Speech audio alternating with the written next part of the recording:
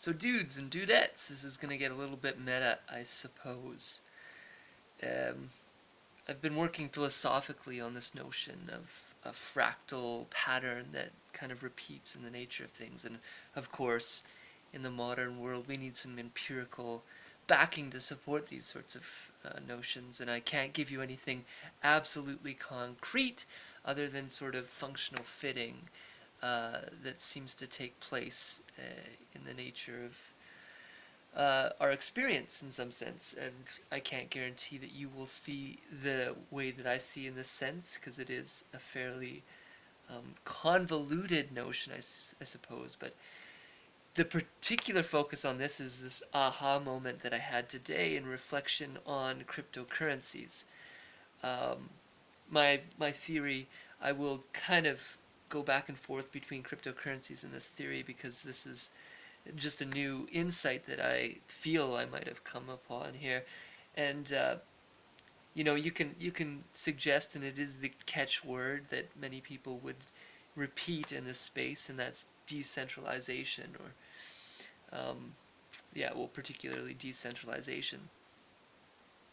And through an automated process, right? A process in which there is not necessarily a being uh, doing certain calculations on the other end. Rather, it's a computational system that's doing those sorts of computations, allowing, therefore, for different kinds of peer-to-peer experiences. Um, so in the infancy of it, we have computers doing things like basic calculations in the 1950s, 1940s. Even stretching back so far as the 1930s, 20s, and 10s a little bit, but you know, integrated circuits not coming into play until whatever the 50s or 60s. And then when we get the emergence of the internet, this kind of new sort of shared relationship of computational processes are opened up. And if, as it were, in some sense, well, I'll make it. This is very broad and imperfect in so many regards, but in some sense, you could see it as the first computers being kind of like um, the emergence of matter in the universe, and that is very early in the universe. And so it's a different kind of universe when computers start to emerge. And then with the internet, then we have this kind of life emerging. Uh, the vitality of the ecosystem of a computer is pressed into existence through this new thing called the internet, really blooming in the 1990s and 2000s. And with the emergence of Bitcoin and digital currencies generally, early digital currencies, we have this exchange of money. And I think, unfortunately, this might be true. Money is highly correlated with power.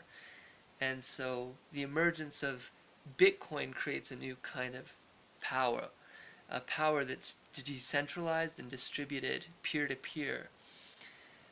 So it is not the kind of centralized money power that we have seen historically. Rather, it's a decentralized money power built on top of the backbone of this other decentralized system, namely the internet, which is built on, I would say, and this is harder to say, but I would still say another decentralized system, namely computers, where that came into emergence through shared intelligence of a centralized system in general. Um, that's a bigger argument to make and a lot more imperfect, but we'll say now that things like Ethereum, although they talk about dApps as the killer app of Ethereum or etc., I might make the argument that rather identity is the killer app of Ethereum, particularly identity linked to legal processes and companies and these sorts of things.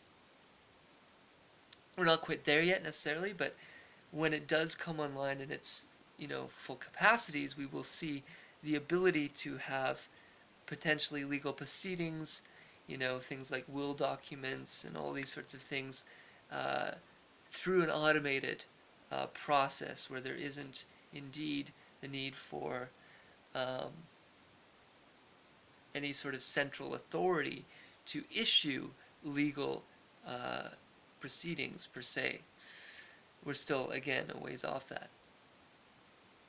And if that's the case, then the next step, in my opinion, is governance itself, where, you know, a lot of the systems of governance, although there's still going to be, I really can't see it any other way, and I don't think it would be good any other way necessarily, but, you know, a lot of the processes of governance are automated, and then there's still the human interfacing in it that's integral, you know, that is the life blood of the governance structure, but far more decentralized, distributed, and peer-to-peer than our present centralized top-down model. So in other words, a governance structure that is largely influenced by bottom-up factors as well as top-down factors, you know, that intermeshing of, but I would almost say it's probably going to be, in fact, more of a bottom-up, maybe due to overcompensation, as that's often the case in our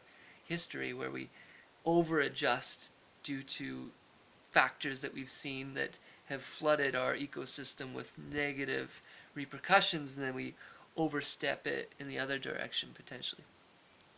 But the biggest notion that I guess I am presenting and have been is that, you know, this is a fractal. And maybe I'm wrong about it, but uh, I'll briefly outline the contours of, you know, let's just do human history a little bit first, potentially, and suggest that that is repeating itself in this decentralized system. So, you know, I'm sure that we don't have history exactly right. I'm sure that we, for whatever reason, have, you know, misstated certain things and overstated other things, of course. But roughly speaking, our general, you know, modern textbooks suggest that whatever 150, 200,000 years ago, humans in a kind of fully formed fashion uh, started to create things that were a little bit novel in as artifacts. So, and all beings do this, but knowingly building off other artifacts to some degree to enhance new artifacts. So in that sense, you know, we create stone tools, and then we take that stone tool and build some other better stone tool, and so forth. And then, you know, working on manipulating fire and all these sorts of things. Very archaic, and most of the tools that we use seem to be directed towards survival as a primary focus, but still, you know, humans as tool makers oriented towards that survival. And then you go forward a little bit, you know, 50,000 years ago, and, you know, we can't really put our minds into the way that the minds of those people probably were, if this is true. But, you know, we can look a little bit to tribes people and say Papua New Guinea now for this next step. And, you know, it seems largely to do with kind of magical kinds of thinking, vitalistic, and uh, kind of animistic, in the sense that you might wear a bear skin and you think you imbibe the nature of that bear into your being, and you kind of infuse yourself with that bear, or the spirit of that bear. And you dance around and think that it's going to rain because of the bear gods shining down on you or something. And I'm not trying to belittle this culture. It was integral to the, it seems, the very foundations of human history, and we needed that infrastructure to enhance ourselves. And then you go forward, and, you know, this is a dark history to some degree, it seems, in human culture, but again needed, probably unfortunately, and that is to do with kind of power gods. So we see this in the kind of Mayan, Aztec, Egyptian cultures, where, you know, there's ritual human sacrifice and kind of like these sorts of senses in which, you know, by building these kinds of infrastructures, we can become as God. That's how I think some of the shaman priests kind of thought of themselves oftentimes. And, there was a sense in which, we could build our way to maybe heaven, or build our ways out of nature, something like that. But it was still a very nature-oriented culture, pagan and that sort of thing, oftentimes. And then, you know, go forward 5,000 years ago, and the great mythic or religious traditions. And this is a profound, I think, highly beautiful shift that took place, where we moved from, sacrificing other humans, often to switching it to animal sacrifice, or right out of sacrifice altogether. Kind of a transition period, first animals, and then first humans and animals, and eventually kind of right out, except for the fact that it was these great mythic traditions were often very us against them. So if you, uh, and it seems that if you weren't part of this religion, then you were a heathen, and then you could be warred against and these sorts of things. But it did bring in these great notions of law, where the previous structure, the power gods, brought in sorts of senses of, I would say, exchange of money, or gold and silver and these sorts of things.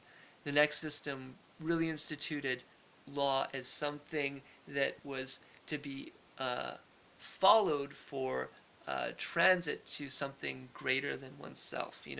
Oftentimes heaven, or godly realm, or something like this. And by following and being and doing good works, you would make a path towards a greater place in the future. Sacrifice now for the future, in that sense. So this notion of law and identity and role, particularly rules and roles, were followed.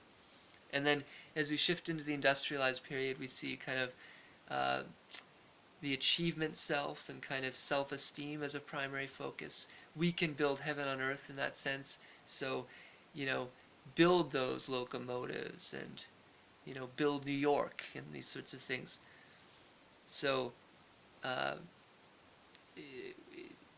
in this sense, it re-establishes a sense of kind of I orientation, where the previous systems seem to be more socially oriented. You know, I will honor you to make you beautiful, and in so making you beautiful, you make me beautiful. This is more, I will achieve, and I will make the world a little better from that achievement, hopefully, but there's a lot of manipulation in that too, so it's a little bit more self-oriented again. And then in the 60s, we see again, I would say, and these maybe are arbitrary distinctions, but it does seem to be notable switchbacks through history. In the 60s, we see kind of that multiculturalism, relativism, pluralism, again, a very different way of looking at the world, where if we all get together and love each other, then peace will fall on our lap, in that sort of sense. And we should get rid of those material possessions and really live a simple life. But oftentimes it's not so simple. Often, we can look at, the boomers, Generation X, there was sort of like a return to suburbia oftentimes. So it wasn't, I will sacrifice now to be rewarded now. And I would say perhaps, though, that is has been construed and manipulated a little bit more than maybe it had to be. And that gets into some maybe shadier parts of our 20th century. But so let's just say that is, generally speaking, a fairly centralized modality of being, those systems. And what emerged in the 50s in a very seed-like fashion were these early innovators that created computers, and then the internet, then Bitcoin, and then what I'm considering identity blockchain, which would be like kinds of dApps on Ethereum and maybe other Ethereum-esque kinds of blockchains. And then I think there'll be a governance kind of blockchain eventually that so in many respects here, that same pattern I think is fulfilling itself now in that decentralized fashion. Those 6 steps are kind of repeating themselves now, instead of in a centralized fashion, a decentralized fashion. Now, if we go, I'll just do one more step in this fractal, and it goes right back to kinds of, you know, the beginning, I guess, of our universe, potentially, if we do, in fact, see it as a Big Bang, and I'm actually very open to not necessarily it being that way, but early matter into vital plant life, into reptilian brain stems, which is, the reptiles, uh, fish and so forth, but reptiles in particular, and then into the mammalian limbic system, and then the complex neocortex, and then what will probably be, and already kind of is with our internet, uh, kind of decentralized minds, which have our neocortex, but these are brain extenders in some sense. We can Google anything, and it probably will become, for better or worse, more intimate in the near term. As Elon Musk has suggested, again, for better or worse, these kinds of brain-computer interfaces are probably not that far off. And so that would be, I would call it the 6th rind. He calls it, I think, the 3rd or 4th rind. I would say it's the 6th rind because there's matter, and this gets really deep. This gets into philosophic notions called panpsychism. For better or worse, a little weird, but the notion is that sentience may go all the way down. Sentience doesn't just stop at a human, doesn't just stop at a mammal, doesn't just stop at a reptile, may not stop at life, vital plant life.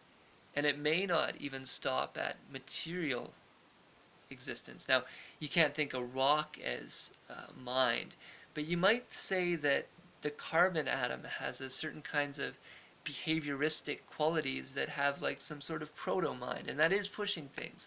But actually, it's not so unreasonable that it is the most primitive of minds, sure, a carbon atom, not very sophisticated, but it kind of has this interiority. It does certain kinds of things and acts in certain kinds of ways, and in that sense it kind of has behavior. Uh, Again, pushing it, but and then vital life seems like a lot more behavior, right? It does a lot more things than carbon, and then a reptile does a lot more. So the idea here is something called transcend and include. Arthur Koestler talked about the notion of holons, which is a whole that is also a part, or a whole simultaneously as a part. So my body is a whole of matter, and that matter composes organs, which are vital organs, my liver, my kidneys, my heart, my brain. And that, so the brain wasn't maybe the best exemplar here, but it is still an organ. The next whole would be something like a reptilian brainstem. Now, it is still an organ, sure, no doubt, but the complexity of that organ transcends and includes a lot of the complexities of cells. So cells is a better example than a particular organ, perhaps, but the reptilian brainstem transcends and includes the cells in the body. And then, in many respects, it seems, the mammalian limbic system transcends and includes the complexity of the reptilian brainstem, and complex neocortex transcends and includes that. And then we are actually extending ourselves and crafting technologies that will probably, better or worse, it seems, be kind of halfway integrated with our neocortex. The actual centralized structure of our body is decentralizing itself through the complexification of the technologies that we use. And so those are the 6 steps, again, repeated on the biggest scale that we know potentially as this universe. And then maybe that could even go in a bigger way. We seem to be in some sort of death cycle, so you might even contend that this is something of a 3rd fractal of that. But that's a big argument. I have thought of that, and I do contend that might be the case. But anyway, still very probably ambiguous to you. I leave it there, but be well.